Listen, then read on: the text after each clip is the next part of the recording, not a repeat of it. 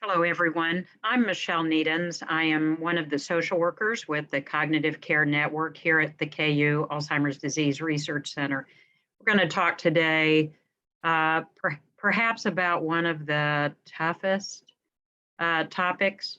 You have heard me so often say in these mindful minutes or in conversations we've had or the other talks that there's lots of good life to be lived. And I think uh, it is a gift that when we look at these cognitive changes, whether it be MCI or other dementias, that for the most part, we're talking about a very slow disease process. And in that very slow disease process, we hold within it many avenues of hope. What good can happen in that time, the difference we can make, science that will give us at some point more disease modifying therapeutics, and one day we will see a cure. So I think there is lots to be looked at and our minds directed to as we think about hope. But I have seen in my very long career working with individuals going through these changes and families that there are places that people get stuck. There are places that are difficult. There are places really that add powerful loss and burden. And I have talked to so many of you with MCI or early dementia whose primary concern is I'm worried about my family. And so we're going to talk about this very specific topic today about promises. I'm not going to read this poem by Mark Twain, but you see it here, and it starts with, I cannot promise you. There's a whole bunch of stuff in this life that we cannot promise our families.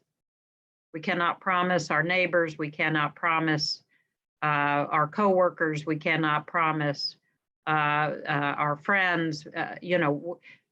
There's just a lot in this world that is beyond our control. But there are some things that we can promise. And that's what we want to talk about today. So here's some of the bumps in the road. Some of you have said to me things like this. I'm not going to ask for help. Is that a promise? That's kind of a promise. It's a doctrine. I had a conversation just the other day with a person about considering attending support groups, and very close to it, has never attended a support group, doesn't necessarily know what a support group looks like, but somehow it constitutes, in his mind, some avenue of weakness. And so we can get caught up in these doctrines of, I'm not going to ask for help. I'm going to do this alone. We can get caught up in a promise to self about continuing that I'm going to do what I want to do. I'm going to not acknowledge any change. And if a provider, if a doctor tells me, I shouldn't drive, I'm going to keep driving. If a doctor tells me not to drink, I'm going to keep drinking. If a doctor tells me I need to do X, Y, and Z, I'll do it if I feel like it. That somehow not changing extends a sense of control.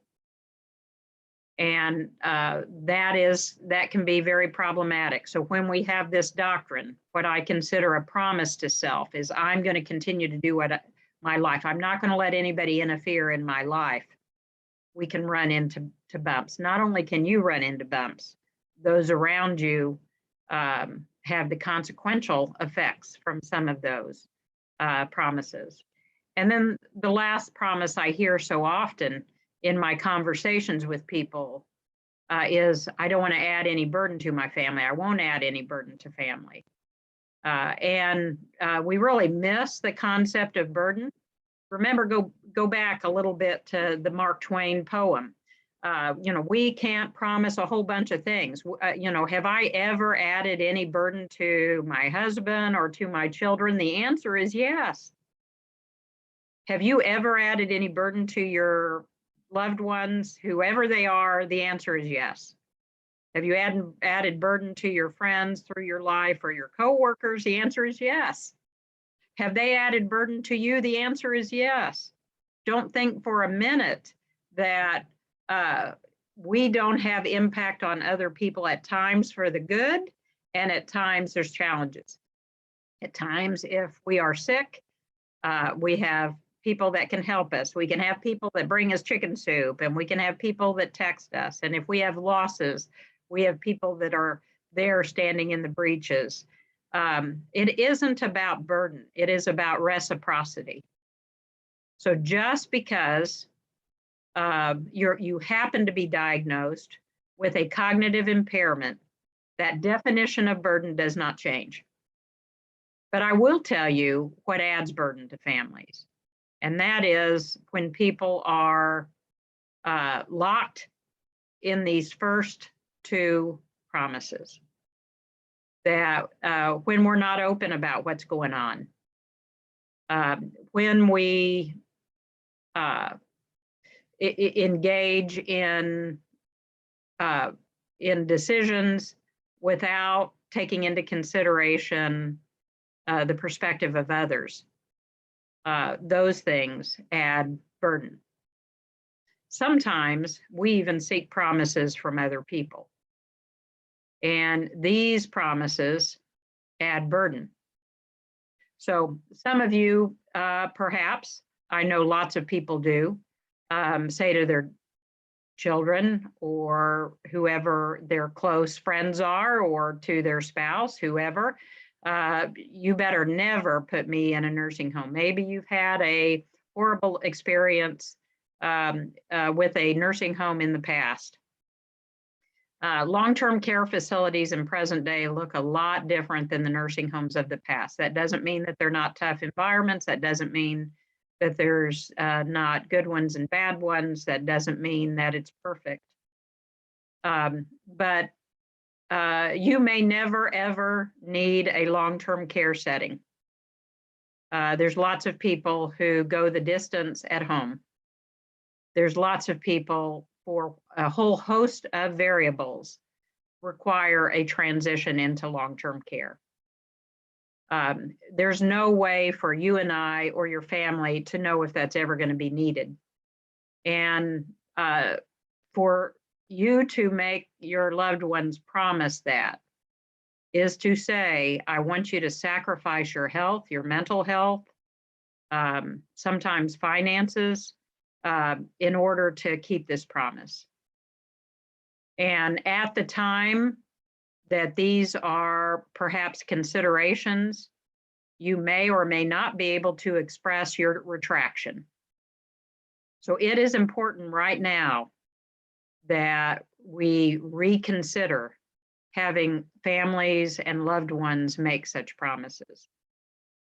That goes for the second one too. Never have someone else take care of me. It's got to be you.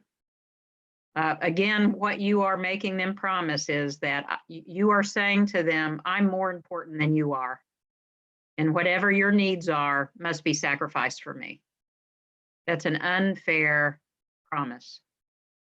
And then the last promise I often hear from people is kind of the opposite.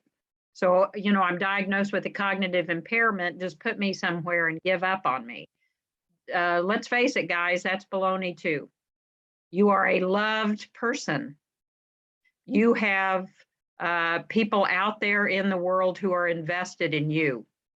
And just because you're diagnosed with whatever disease does not mean that people can and should give up on you.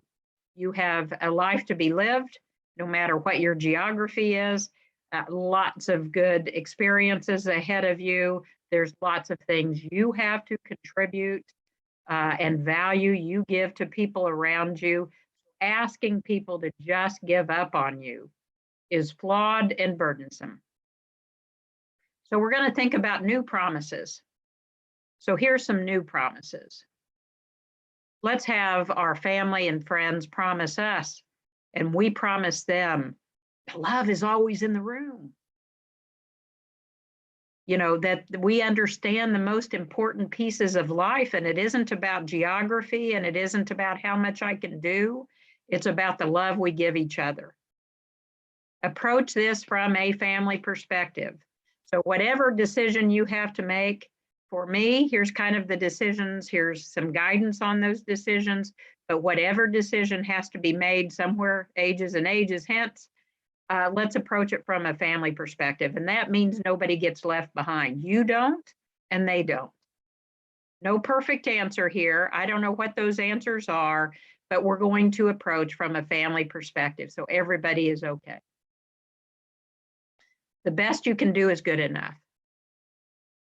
So if other help is needed, whether you're saying you need some more support or you're giving your family permission to engage additional support, the promise we make to each other is the best is good enough.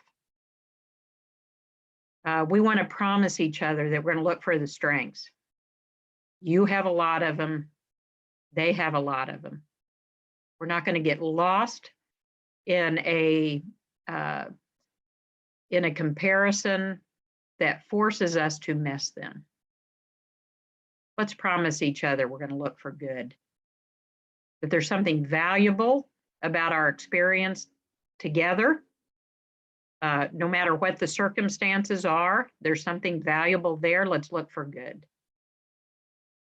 And then finally, let's promise one another we're not going to give up. Hope is there. There's lots of good life to be lived. Quality of life can be maintained throughout the disease. We are not going to give up. Let's promise that.